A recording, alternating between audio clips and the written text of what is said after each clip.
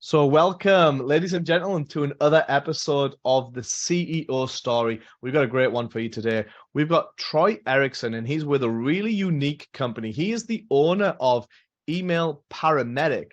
And these guys specialize in not only increasing your open rates, but also your click-throughs of those emails, most of which are usually going to junk. So, Troy, thank you so much for taking the time to join us. How are you doing? Hey, what's going on, Casey? Appreciate you, man. I'm excited to be here. Yeah, we're really, really excited to hear your story because you're still a relatively young guy. You've got a multi-seven-figure business, so you're already crushing it. And we've got a lot of really good nuggets that we're going to share with people. So why don't you start by giving us a little bit of a recap about what email pandemic is, what they do, what makes you unique, and then we'll backtrack into it from there. Sure, yeah. So email paramedic, it got its name because we revive dead email lists. So the phrase for this, as far as like what our service is called email list management. So that means that we have clients, like when you go to a website and you opt in for somebody's list and they send you marketing emails. Yep. So we write and send those emails to our clients every single day. We also build out their sequences. So like when you opt in, as opposed to like a daily broadcast. And then the last thing is, we work on deliverability. So getting people into the primary tab and the main inbox as opposed to the promotions tab or the spam folder. So when you combine, writing awesome daily emails, really thought out sequences and better deliverability, our clients make a lot more money. So, we're just pros at email marketing, if you had to summarize it in one sentence. I love it. I love it. It's really like we were just talking before we started recording the podcast about our own company, and internally we do a terrible job of all of that. So definitely looking forward to being a client of yours and learning on the other side of that. But you didn't end up with a multi-million-dollar business overnight. So why don't we dig into a bit of your past history? Let's rewind the clock and see your journey of getting there. Yeah, so I actually wanted to make millions doing something else, and that was playing baseball. Because ever since I was probably 13 years old, that's when I made the decision, like, hey, I just want to play baseball. That's all I want to do. And that's all me and my dad did. I was the only child. It's like every day after school, I'd go outside and we'd play practice. He'd throw me batting practice, or I pitched too. So like he would catch for me. And it's pretty much all we did. And I took it very seriously in high school. And I tore my UCL in the second day of practice, my sophomore year. Which is literally like the main thing that you need to throw a baseball. So it was a year-long recovery. Like this is something that is not supposed to happen until you're like a professional and you're 30-something years old. Yeah, absolutely. Unfortunately, it's a little more common now, but in high school, it was kind of like it was a blow to what I wanted to do my whole life, but I didn't give up. So I sat out a year. I made it to college and I ended up pitching at Division II, Cedarville University, when something called the yips happened. And if anybody's familiar with that, that's when you kind of lose a basic motor skill. So for a baseball player, that's like throwing a baseball and like playing catch. For a golfer, that would be missing an easy putt, things like that. It's a pretty rare thing, but it usually stems from some kind of like insecurity or a past injury. And for me, as an adult, I think it's both. But long story short of it, I couldn't throw a baseball anymore, and I literally lost my identity. I got cut as a senior from my college team when you're supposed to be a leader. I got cut, beat out by freshmen, and that pretty much just. I didn't go outside for like 2 weeks after that happened because it's just like, what do I do? Like I can't. Then like, a little bit. Yeah, I can't like go out and like try to remake the team because that was the whole point of the fall practice. And there were times like the previous year where I was one of the best guys on the team, and then this thing just like came and just like dismantled me as a human. And the only thing that I had going for me, like fortunately, was that I also was watching a couple of people, one in particular named Grant Cooper, who talked about entrepreneurship. And eventually, after I watched this guy enough on his Snapchat story of all things, he was like, hey, if you want to learn to make money with Facebook ads, I'm putting out a new course. It's $1,000, and I had to go like beg my mom to help me pay for it at that point. But I went and I bought it, and I started using what I learned, went on Upwork, got some Facebook clients, and I managed to start making like $1,000 a month for my dorm room, which was cool. And college, was about to end. So my dad was like all over me, like, hey, make sure you get a job. Like, you can't keep doing this internet thing. My mom felt the same way. And so I went to one of my clients and I was like, hey, we need to partner on something because I need to not get a regular job after college. And he was like, cool, let's start a little agency. So we did a little Facebook ads agency, and I managed to start making like 3-4K a month and not have to get a regular job. And I had some of my own clients as well. But the big problem came in about, 2019, like in the summer. And so I was out of school and I basically had 2 retainer clients on my own at this point. And one of them was like, hey, we need to fire you. And I was like, why? And I'm looking in Facebook Ads Manager and everything looked great. Like, I was getting leads for them. The CPL was low. And I was like, I don't really understand what's going on here. And we came to find out that their emails were not making any money. And even though they wanted to fire me, I literally refused. And I told them, I'm going to fix this problem, even though it's not Facebook ads. I'm going to sign in to wherever you send your emails because I have a little bit of experience with this now. And I'm going to fix this problem. I don't care what it takes. You don't have to pay me until it's fixed. So let me stop you there then. So this is a really, really good key point, right? Is you're not taking no for an answer because you know that you're performing well at the task that you're hired to do because the metrics all show that. The numbers, they don't lie, right? But then you went the extra mile and you're like, no, even though I'm not an expert at that, I'm going to go fix it because I can't afford to lose you as a client, right? And I want to show additional value. So you, rather than just accepting that defeat and walking away, you're like, no, I'm going to show you what I'm really worth and go fix the next problem. So go on, continue ahead. Yeah, 100%, man. I think a lot of people are sometimes afraid to do something that's a little bit different and kind of push that other button. But, I didn't really have a choice. So I didn't want to lose these guys. I had 2 clients. So it turned out that summer, I fixed their problems, and which were basically, A, they weren't sending enough emails. B, they were really bad. And it was like, hey, here's this thing, go buy it. And then C, they were going to spam. And when you combine those 3 things, it's a recipe for disaster. So this is actually a decent sized company. They're making about 13K a month from email. And then over the course of 2 or 3 months that summer, they got up to 51K a month because I was the one taking over and fixing those 3 problems for them. Well, you paid attention to it, right? Yeah, they were stoked. It was almost a 4X. And I was like, why don't I ask my other client about this? And obviously I got them good results too. And then I was like, you know what? Why am I in this red sea of Facebook marketers that was, very prominent in like 2017 to 2019? Right? And I just switched to email because even to this day, there's still not a lot of competition. And even if there is competition, it comes from copywriters. And copywriters do not understand email deliverability. They don't really understand the strategy. They don't really understand a lot of things that you need to optimize how much you're making from email. So my company does email list management. And it's basically copywriting plus deliverability and strategy when it comes to email. So I've been doing that ever since. And, 2019 to 2020, I pretty much 10x'd how much I made.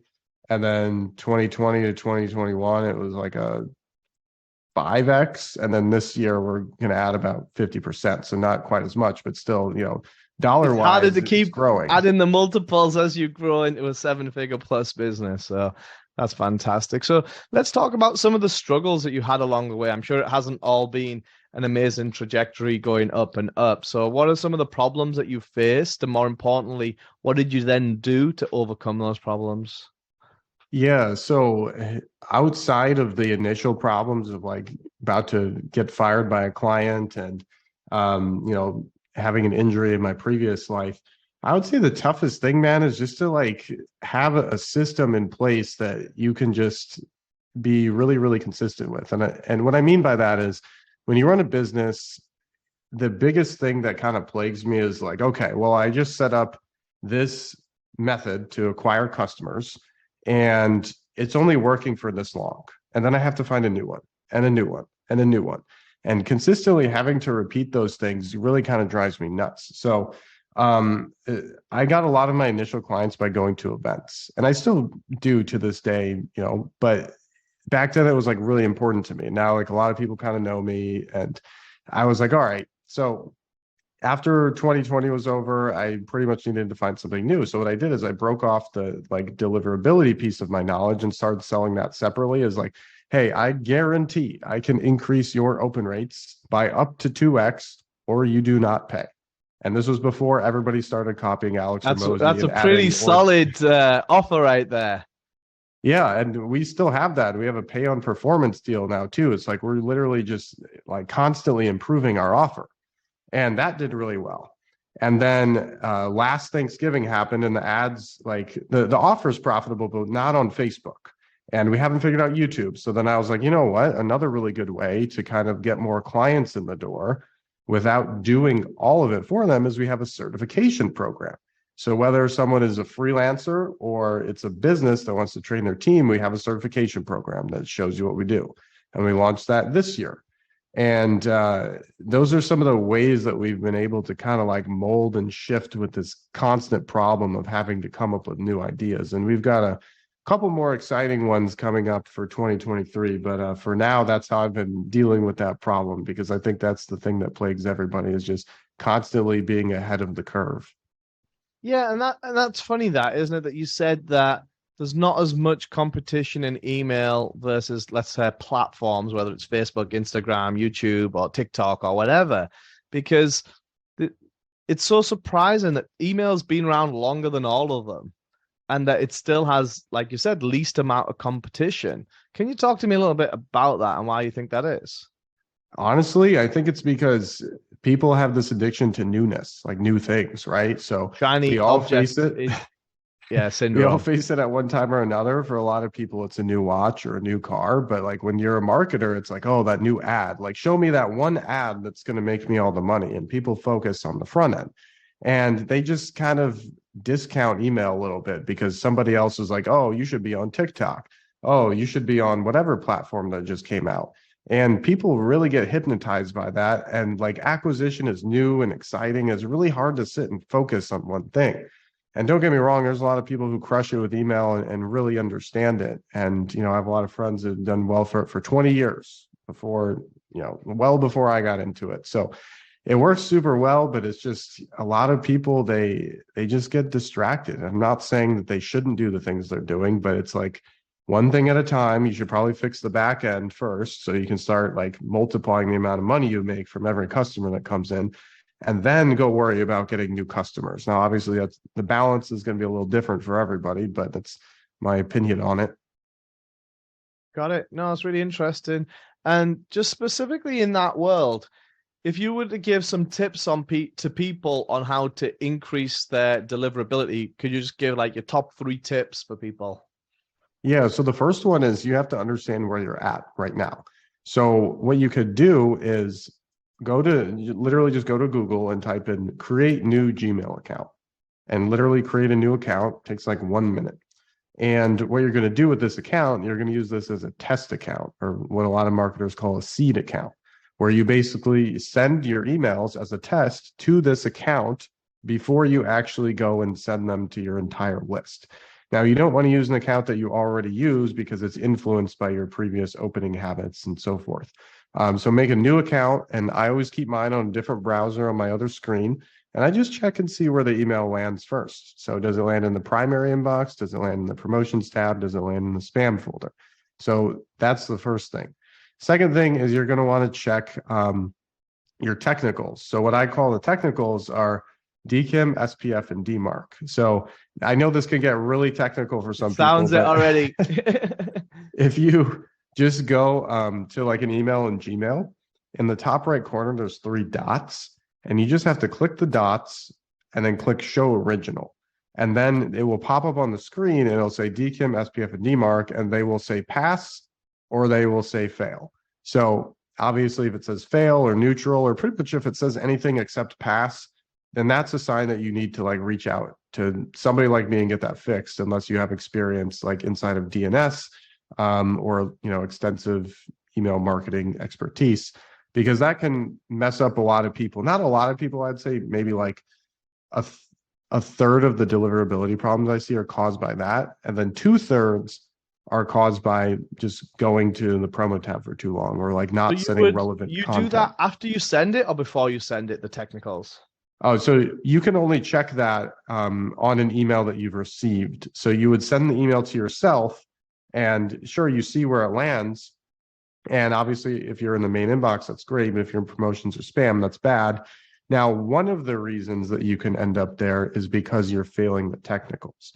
Now, that would be the second tip. So the third tip would be your content. And ultimately, this is going to sound really odd for a lot of people, but when you write emails, a lot of people don't treat it like they do with social media content because they think it's different for some reason. But, there's a lot of people who like to read. There's a lot of people who will read social media posts. There's a lot of people who will read ebooks or regular books. Like, people love reading. I love reading. You can see all the books behind me right there, right? Yes, exactly. So email is just a different platform, and it's still reading. So when you write emails, don't say like, hey, there's a big sale today, 20% off, or hey, go buy this thing. And like, stop treating people like crap when it comes to the email list. Like, a lot of people don't realize they're doing that, but they are. Like, if you're on my email list, I literally tell really weird stories. Like, my best email ever was about the day my grandfather died and the lessons that I learned from it. Has nothing to do with business, but people build a relationship with me because they read that email. Or one time there was somebody who ripped off one of the offers I told you about earlier, the deliverability offer, and they were selling the exact same thing with the exact same VSL that was ripped from mine. So what I did is I went and I booked a call with them, got on the phone with them, and they didn't realize it was me until the end. And I basically kind of went off on them at the end, and I sent an email about it. That's another email. People will meet me at events and be like, hey, dude, I saw that one email and watched the video where you like took those two guys down. Know you and Troy's personality, right? Yeah, it's just being like weird, right? Like, those are things that you might tell on social media, but like, why not tell them in email? And those are just two very extreme examples. But I tell stories like that all the time. It's like yesterday I told a story about this one weird infomercial I saw as a kid, and I finally bought the product 15 years later because it was so good. And just like really interesting stories. And then I'll probably pitch like 2 or 3 times a week. And it's just like, if you pitch all the time, they're either gonna unsubscribe, or even worse, they're gonna stay subscribed but stop reading, and then your open rates continue to drop, and you have to kick those people off at some point. And it just really sucks to lose people who are being added to your list. How often do you refresh the list of, let's just say your open rates start going down and you realize in, let's say, 20% of the audience aren't even opening or engaging with you? At what point do you cycle them totally off the list and just kind of keep re-engaging with new people? I keep mine at about 90 days, and it happens automatically based on an automation I have. So if they don't open or click in 90 days, they get kicked off and put into a different pool. Now, on occasion, what I'll do is I'll send a little re-engagement email to those people that I kicked off for being inactive. And it basically says, hey, remember me? I'm Troy, the guy that talks about like email marketing and deliverability. By the way, here's a free thing. P.S. Keep an eye out for my upcoming emails. And when they open that, they get added back to the active segment. So I do recover some of them, but I keep my window at about 90 days. As long as you're getting like a minimum 20% open rate, you're fine. So for example, if I'm at 90 days and I was only getting 15%, I might cut that down to like 75 days and just see where my open rate is. And you just kind of like tweak it accordingly. Got it. Okay. So I'm going to summarize what you said, because I wrote some good notes down while you were talking. So number one, you got to know where you are and not be worse than that, not be better than that, but just be clear on where your actual starting point is, because I'm guessing the strategy is very different if you are in an inbox versus a promotions versus a spam. And that also translates to business, right? Is know where you are in life, in business. Don't overthink it, make it better or worse, but get a very clear starting point. Number two was the technicals, as you phrased it. So know whether you're passing and failing. Same with business. This could be equated to KPIs in a business to see, are you on track to meet your goals or are you not? Pass or fail. Let's make sure that the numbers are not lying and they're not being over manipulated. And then the third thing was the content. You've got to make sure the content is key. You're not over pitching, you're not overselling people, and they're actually getting to know you quite well. So like the examples that you gave make me feel like you're a pretty funny guy and you do some, like you said, quirky things, but then you also document it and share that with people so that when you are at events and you are meeting people, they're like, hey, that was a super funny story. I loved how you went through that whole process of the guy that tried to jack you and ripped him a new one. So that's instantly icebreaker stuff. Then people get to know who you are as a person. So you want to be able to portray that. One, you're a real person. You have real stuff that you're dealing with, good, bad, and indifferent. And then also within that content, you kind of had a fourth one, which was to make sure the open rates are 20% or more. And if they're not, review your lists and your agent of your lists. Does that sound about right, Troy? Yeah, that's perfect. And then if you wanted to add a fifth one, it's on occasion you can try to re-engage the people that you kicked off, assuming that you're hitting the main inbox. So yeah, I mean, I could probably come up with 100 things, but those are 5 that'll Let's move just the needle do 5. pretty Just fast. don't want to overwhelm people now, but those 5 I think is really good to, and that's in life as well, not just in email lists. Like we're trying to apply these principles talking about an email specialist here, but the same principles apply to everyday life and everyday business as well. Let's say you lost a client a couple of years back. There's no reason you can't re-engage with that person and say, hey, how you doing? Where are you? What's going on? This is what I'm doing.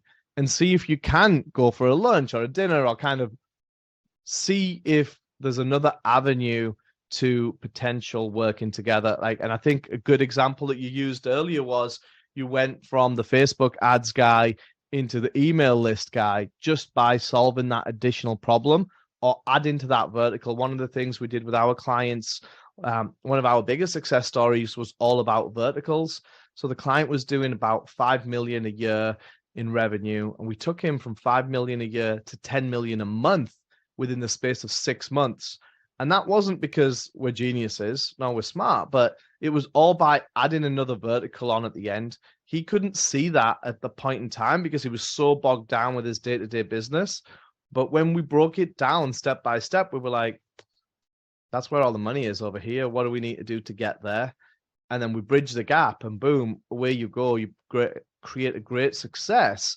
And it's not that you have to be an expert in that other vertical day one, but you learn the skills, right? You get better, you sharpen your tools, and ultimately track your numbers and your KPIs, and the numbers don't lie, right?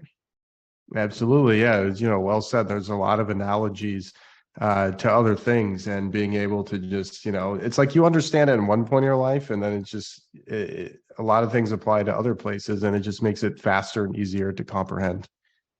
Yeah, no, I always like to do that because ultimately we have a lot of people listening from all over the world as well. So we can tangibly give someone some actionable items, regardless of if it's email lists, if it's tax related stuff, just generally to help them get better and improve. That's the main thing. So Troy, as we look to the future now, you've scaled your company from inception all the way up to multi 7 figures. Where do you see like the next 3 to 5 years going for you guys?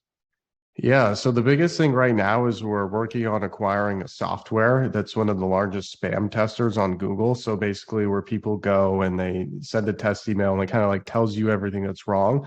So kind of similar to the process that we talked about in tip number 1, but like a lot more in depth. So it gets like over 100,000 people testing every month, not that many uniques, but there's a lot of leads that come in from that. And being able to take that software and put our company's name and face on it is going to be huge when it comes to the B2B side. As far as, and then we're going to, kind of brand a little bit better. Like we bought emaildeliverability.com. We bought copywriting.org. We have emaillistmanagement.com. So just kind of like branding a little bit better and having all those B2B leads come in from the software, which also has a really solid domain as well. That's going to be really important. And then on the B2C side, we're just really kind of scaling our certification program. And we now have a low ticket offer that shows people like how to get into email list management in the first place. And then we're building a high ticket, which is like a mastermind with live events and all that. So it's really interesting because I know it's important to have like some picture of the future, but it's really hard sometimes. So at the moment, I can't really see too far out, more than probably like 6 or 12 months, but I'm excited about the next 6 or 12 months, that's for sure, because all that stuff is going down. So talk to us about your team. It sounds like you've got a lot going on, and by the next few steps, we're talking about software purchases, domain purchases, rebranding or improved branding. How are you figuring out which areas you need to focus on? One with your time, others with active team members that you already have, and then thirdly with hiring in new people to help grow that, because you get to a certain point in a business and it can't just be you anymore. It's got to be a team effort and a collective. Can you just talk us through how you see those areas? Yeah, so I mean, it started out, it was just me as a freelancer, right? And then all of a sudden, it's like I have too many clients. So I went into one of my little coaching groups I had at that time, and I pulled another guy and trained him up, and I just made sure I wrote really good SOPs, not just for him, but for myself.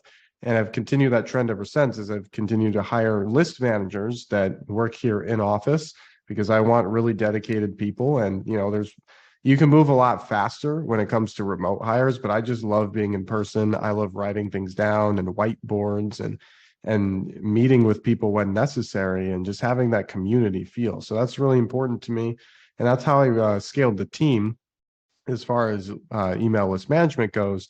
And then I started to realize, like, hey, you know, my focus now is on growing and then just supporting all the list managers. So I brought in a COO to help them out.